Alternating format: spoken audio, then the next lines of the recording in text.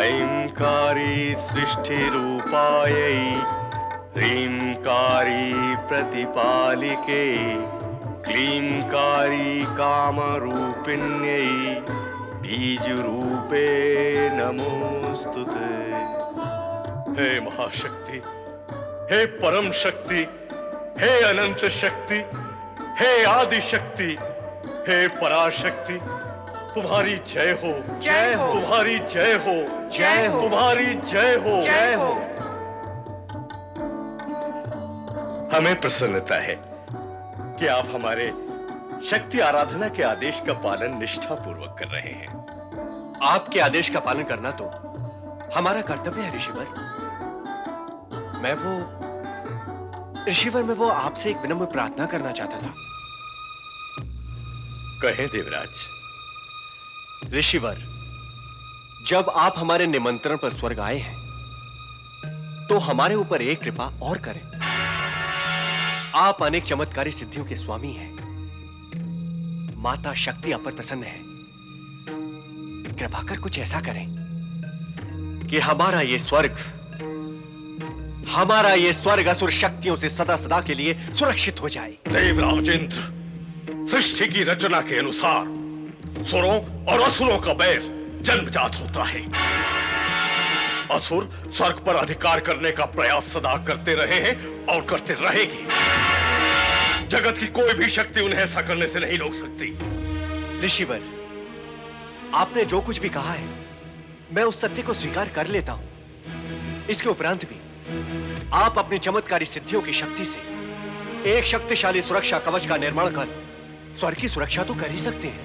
देवराज इंद्र, जो कुछ आप मुझसे कह रहे हैं वो सब आपको मुझसे कहने के लिए देवगुरु बृहस्पति ने तो नहीं कहा है। लगता है ये उन्हीं का आयोजित कार्यक्रम है। नहीं नहीं ऋषिवर, ऐसा कुछ भी नहीं है। तो ठीक है, हम इस विषय पर देवगुरु बृहस्पति से चर्चा करके फिर आपसे चर्चा करेंगे।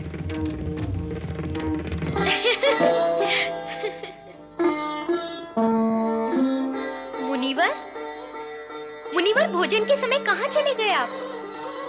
मुनिवर, मुनिवर कहाँ हैं आप?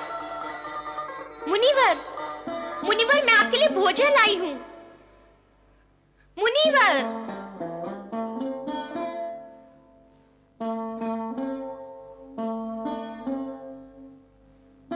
मुनिवर, आइए राजकुमारी जी, आइए। मैं आप ही की प्रतीक्षा कर रहा था। मुनिवर, कृपा करके बताइए, आपके मित्र मुनिवर नारद जी कहाँ चले गए हैं? नारद? नारद मुझे और इस सुंदर विशाल महल को छोड़कर कहां जा सकते हैं भला? वे अवश्य ही आंख मिचौली खेल रहे होंगे, क्योंकि वे विरोधी स्वभाव के हैं। यही कहीं छुपे होंगे। मैं अभी ढूंढ कर लाता हूं उन्हें।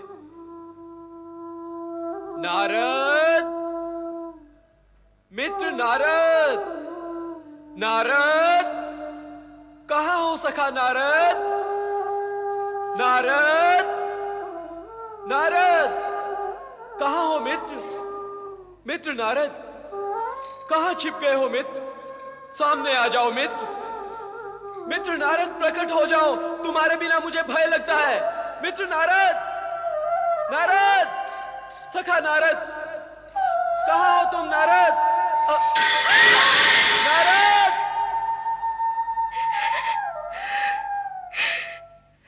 नारद ने मेरे साथ ही नहीं, आपके साथ भी वचन भंग किया है। वो अवश्य ही मुझे छोड़कर यहां से चला गया है।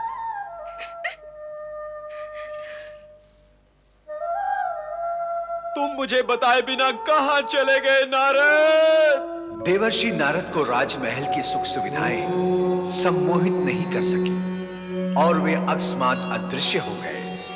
और यह सत्य भी है कि भौतिक सुख सुविधाएं वैरागी व योगियों के लिए सर्वथा निषिद्ध हैं। वे कठोर तप व सन्मार्ग पर चलकर भगवान भोलेनाथ की कृपा प्राप्त करना ही जीवन का लक्ष्य मानते हैं। यह भी सत्य है कि भक्ति मार्ग पर चलने वालों को शिव शंकर की कृपा अवश्य प्राप्त होती है।